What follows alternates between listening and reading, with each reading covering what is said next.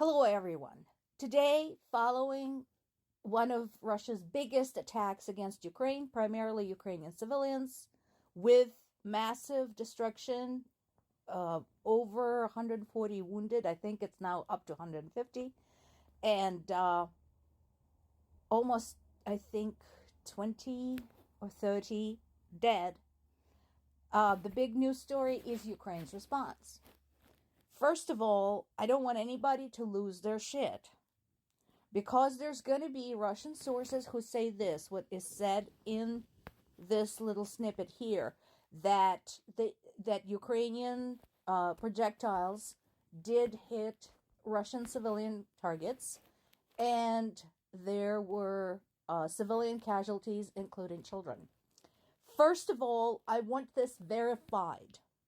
I am absolutely 100% serious. I know this is gonna sound incredibly cold and cynical, but I'm like, show me the bodies. Prove it.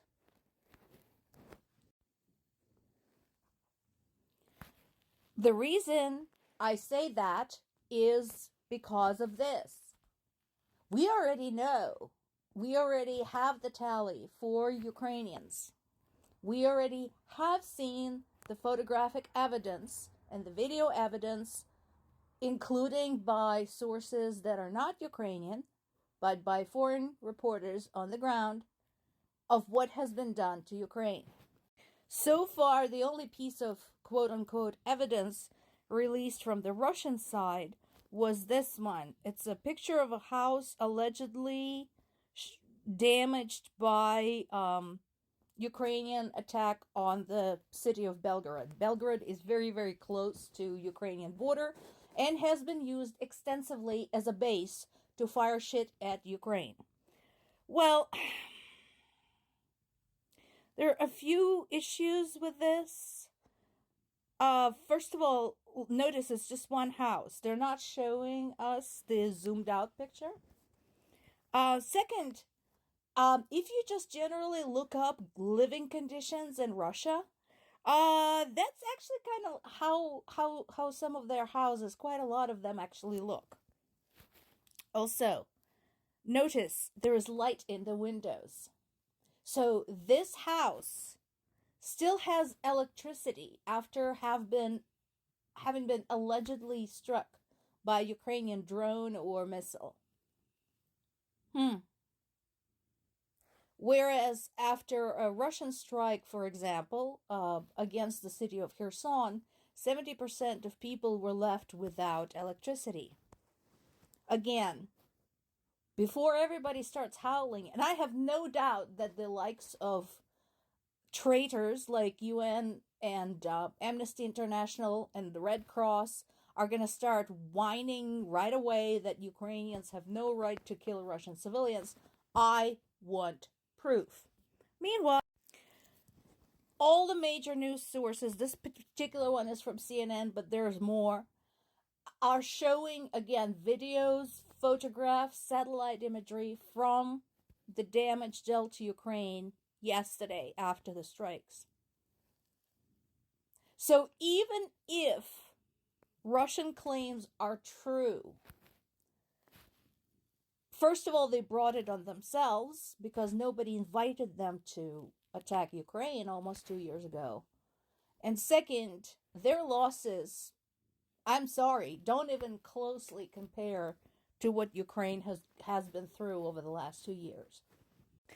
This article was interesting. This is from BBC. This is by a young woman who fled Ukraine very early in the war, eventually ended up in the UK, and decided to stay.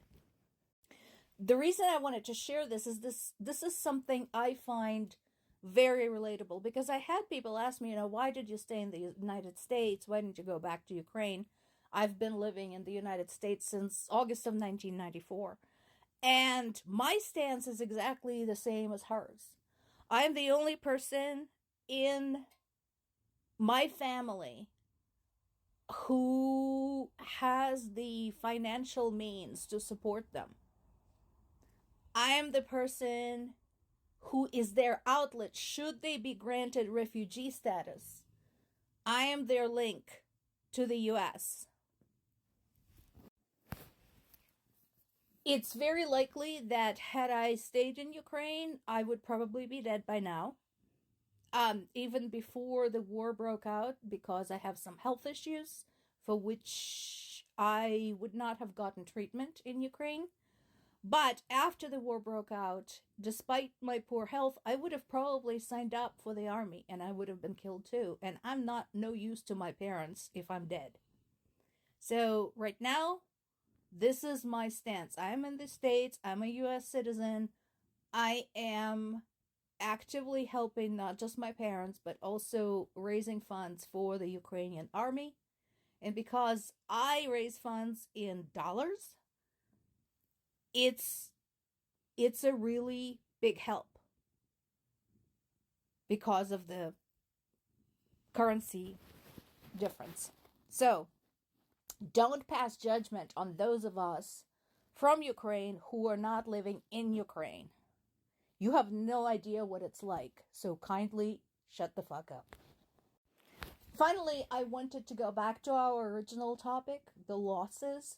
So this is from Reuters from November, so this is 2 months ago. So 2 months ago, civilian death toll that we know of in Ukraine has reached 10,000, and it's been going up ever since.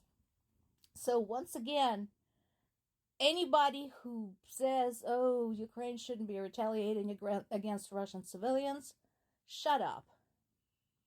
Just shut up. Shut up, go educate yourself, go read about the history of this war. Don't use Russian sources because they lie all the time. But this is what's been done to Ukraine, and this is just civilian casualties. There's also the thousands of soldiers.